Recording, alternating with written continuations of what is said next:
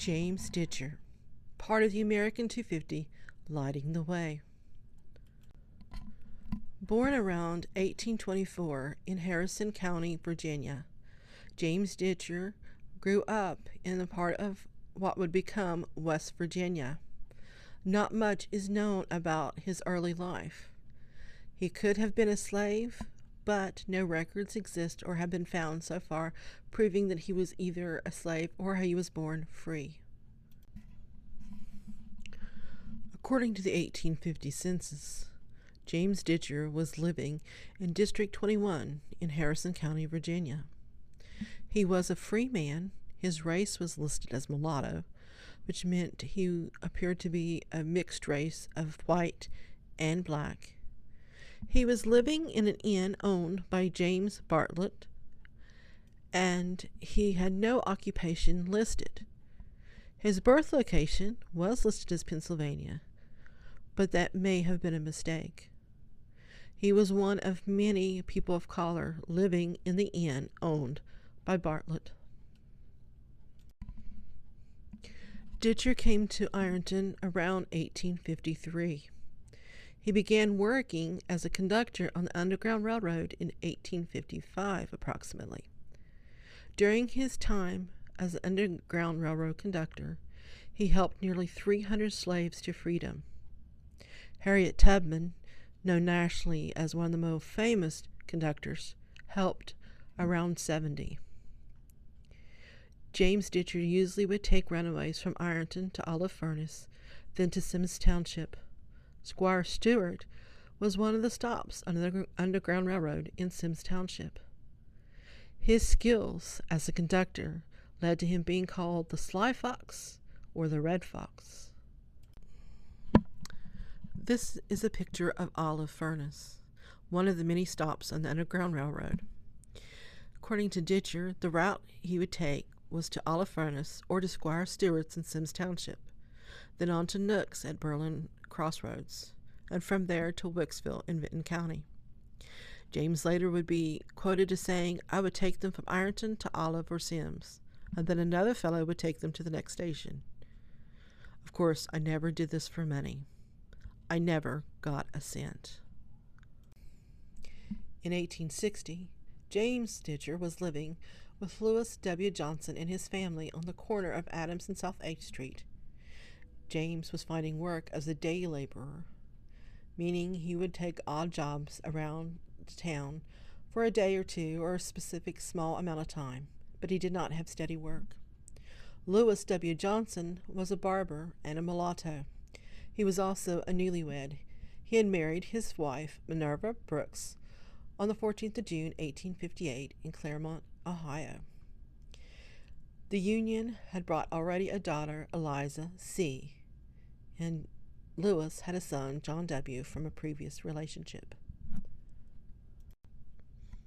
In December of 1860, the same year the census was taken, an account appeared in the Ironton Register titled Fugitive Slave Case, and it discussed one of the experiences James Ditcher had as a conductor on the Underground Railroad. At the time, he was helping a brother and sister and their mother try to escape from Floyd County, Kentucky. The three family members was on a train car on the Ossabaw and Hocking Valley Railroad when they were discovered by slave catchers and arrested. Ditcher was able to escape, but the brother and sister were taken into custody. Their mother was too old at the time, and the owner did not even want to take her with him. But she went back into slavery to be with her children. James Ditcher continued to participate in the Underground Railroad for many years, and when the Civil War broke out, he wanted to join and fight for the Union. He was given his chance when he was enlisted on the 16th of June, 1864, in Ironton. His enlistment was taken by Lieutenant Joel, and he signed up for 3 years. He was assigned to Company I of the 23rd U.S. Colored Infantry, and he mustered in on the 20th of June, 1864, in Columbus, Ohio, by Captain Otis. Pictured here is an ad asking former slaves and other black men to join the military, and James Ditcher's muster roll. On the 20th of October, 1864, Ditcher was transferred from the 27th United States Colored Troops by the Secretary of War Edwin M. Stanton's orders. Stanton was an Ohio-born Washington trial lawyer. He had become the Secretary of War in January of 1862. At the time of his enlistment, James Ditcher was described as 40 years old, 5 foot 10 inches, with a brown complexion, black eyes and hair, and his occupation was listed as laborer. Ditcher would not have to wait long before he experienced his first major battle. On the 30th of July, 1864, the Battle of the Crater took place. The Federal troops in the Union Army had exploded a mine beneath the Confederate troops, blowing a gap in their defenses. Sadly, the explosion caused a deterioration in the Union attackers as well as Confederate ones. Unit after unit, most of whom were the U.S. colored troops, charged into the crater created by the explosion. Most of them then stopped in the confusion in the bottom of the crater. The Confederates quickly recovered and launched several counterattacks, led by Major General William Mahone. Eventually, the break in their troops was sealed off, and the Union Army was sent packing with several casualties. Most of the black soldiers were badly mauled. Instead of ending a siege that had occurred, both sides settled in for 8 months of trench warfare. During his service with the 23rd United States Colored Troops, James Ditcher would witness many events during the Civil War. He was at the Siege of Petersburg and the Siege of Richmond. He participated in the battle at Fort Sedgwick and witnessed the fall of Petersburg. And he was one of the many troops that were there at the surrender of the Army of the Northern Virginia on the 9th of April, 1865. The 23rd would make history being the first African American soldiers to fight the Army of the Northern Virginia. The troop would lose 4 officers and 82 enlisted men as they were killed or mortally wounded. 1 officer and 165 enlisted men would die from disease. When many of the Union troops were on their way home, James Ditcher and the 23rd U.S. Colored Infantry were sent to Texas in order to contain the Confederate forces there. They were chosen because most of the African American soldiers still had a year left in their tour of duty. And since they lacked the political leverage to demand a discharge, it made it much easier to send them to Texas. Many Army officers believed that the black troops were better suited to the southern climates than the white soldiers, while others wanted to remove any black recruits from their command. James Ditcher was actually sent to Brazos de Santiago. There, soldiers discovered a small, flat, and wretched island devoid of vegetation, with a tiny village consisting of a few houses, several warehouses, and a wharf. The island was totally unprepared for the large number of troops that descended upon it. Troops began marching up the Rio Grande to Brownsville shortly after landing. The roads were in poor condition, and many men became sick. The unrelenting sun made marching difficult, leading to straggling and more issues. While in Texas, these soldiers garrisoned many cities and towns and helped restore order and instituted loyal governments. They rebuilt railroads and protected the freedmen when possible. On the 30th November 1865, James Ditcher was mustered out at Brazos de Santiago, Texas. He had been last paid on the 30th of June, 1865, and the United States government owed him $45.46, which would be about $940 in 2026. Upon his discharge, James Ditcher returned to Ironton, and on the 16th of February, 1872, in Lawrence County, Ohio, he was united in marriage to Lavinia Smith. Not many records appear for Lavinia prior to her marriage in 1872. We know she was born around 1846 in part of Virginia that would become West Virginia. Most notably, she was a white woman. She brought to the marriage a son, Thomas Doran, born around 1870 in Ohio. This son would become very close to James Ditcher, but the mixed-race marriage would also bring many troubles. In September of 1878, an article appeared in the Ironton Register.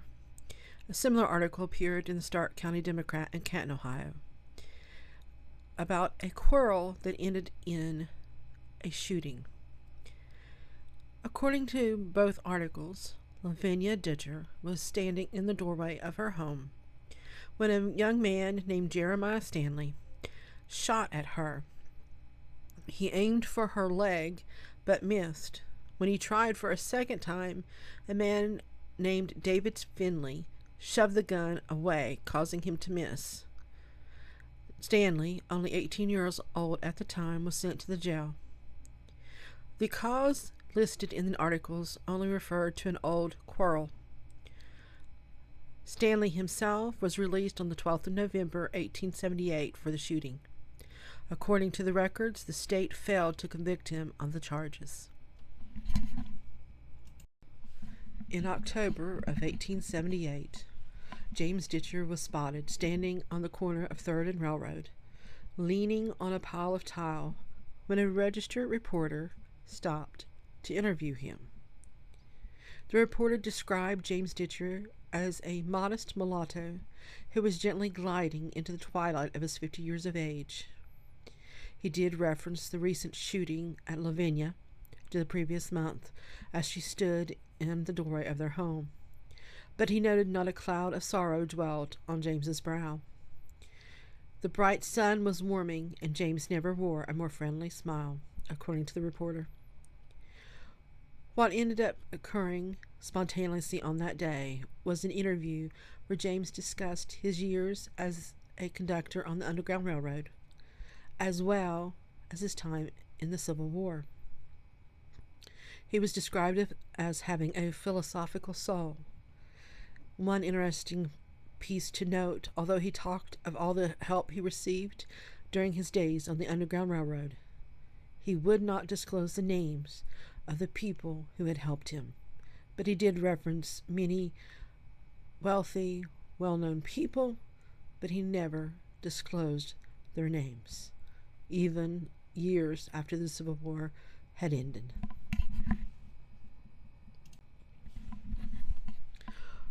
The Ditcher family suffered through many hard times. The shooting mentioned in 1878 was just maybe the first of many problems that would face the Ditcher family. Finances were always a difficulty, and perhaps the fact that it was an interracial couple involved may have caused even more complications. On the 29th of March, 1879, just a few months after his interview with the Ironton Register, Thomas Doran, James Ditcher's stepson, was sent to the Lawrence County Infirmary. This, of course, was a place where children and adults were sent when they had no other place to go and were often poor or unable to support themselves. His mother would pick him up just a few days later on the 4th of April, 1879. But this is just one of the many signs of some of the difficulties facing the Ditchers. In 1880, another census was taken. The Ditcher household was located on Railroad Street. The actual dwelling was not listed. James was 51 years old, and he was working as a laborer. His wife, Lavinia, 34 years old, was keeping house, and Thomas Doran, only 10 years old, was listed as a stepson. No occupation was listed, but he probably was attending local schools.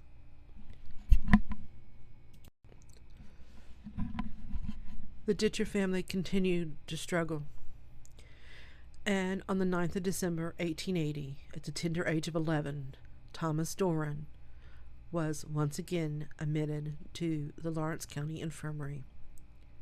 According to the remarks, he had run off from school. He was discharged on the 12th of December, 1880. But once again, you can see some of the hardships the Ditcher family was facing. An article appeared in the Ironton Register on the 20th of June, 1888. The first line read, "Our old colored friend, James Ditcher, is dead." The article went on to describe him as a child of misfortune and also as a brave hero. His time as a conductor on the Underground Railroad was also mentioned, and the fact that he was untiring in the service for that cause. It also mentioned that James had suffered illness the last few weeks of his life, and financial difficulties caused him to seek permission from a lady friend to use her coal house as a place to live.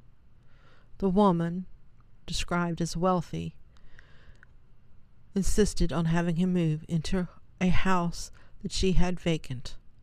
There he would live his final weeks, attended by his son, Thomas Dolan, and a family physician. The lady provided food for James and Thomas, and he passed away on an early Saturday morning on the 20th of June, 1888. The Grand Army of the Republic, a fraternal organization which he was a member, took charge of his remains, and he was laid to rest in the GAR section of Woodland Cemetery. This tombstone marks the final resting place of James Ditcher. He is buried in the Grand Army of the Republic section of Woodland. On his tombstone mentions his service in the 23rd U.S. Colored Troops. The flag in the photo represents an honor paid to him as a member of the United States military. This is the application filed for James Ditcher's tombstone. The headstone was provided by the United States government for his service during the Civil War. You will see that his rank was private in Company I of the 23rd U.S. Colored Troops. The cemetery, Woodland, was listed, and his date of death was June 20th, 1888. The Vermont Marble Company were the people who were contacted to provide the headstone. 2 years after James Ditcher's death, his wife Lavinia filled out the 1890 veteran schedule of the U.S. Census. She did not have much information about his service during the Civil War. It is noted because she claims that the documents were lost and she was living in the poorhouse. She did mention, though, her husband served in the Civil War as a private, and he also participated as an Underground Railroad agent from 1851 to 1861. The financial problems that plagued the Ditcher household prior to James's death in 1888 was not alleviated. On the 6th of June, 1894, Lavinia sold Lot 260 in Ironton to Margaret Lynn for $600. No deed exists from where Lavinia had purchased the property. Perhaps it may have been inherited from another relative, but the fact that she had to sell the property to help support herself must be noted. Lavinia's final days were spent in the Lawrence County Infirmary. She was 65 years old when she passed away in February of 1902. The Grand Army of the Republic paid for Lavinia's burial service of $34 at J.H. Golson and Sons. She was buried at Heckler Furnace Cemetery. No tombstone marks her final resting place.